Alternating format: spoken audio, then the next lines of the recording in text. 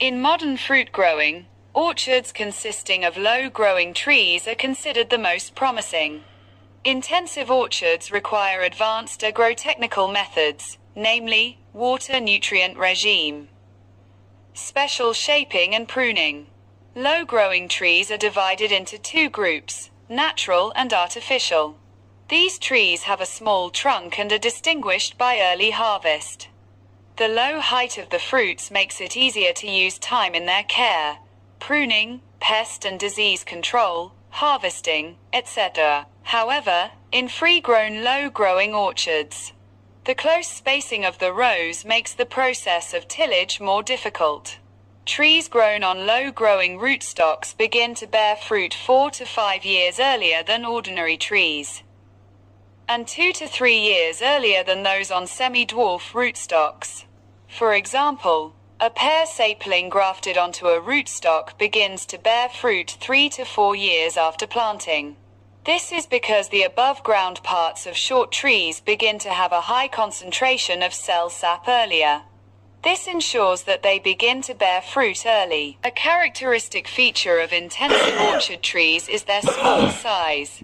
Normal and low-growing trees grow almost the same in the first years.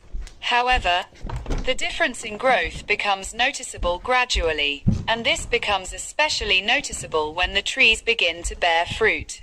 Low-growing trees are 2 times smaller than normal ones, and their branches are 2.5 times thinner.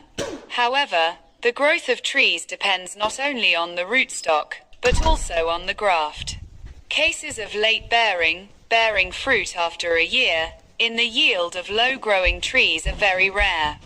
This is due to the very early completion of the growth process and the fact that the leaves remain on the tree until late autumn, which accumulates more nutrients in the tree.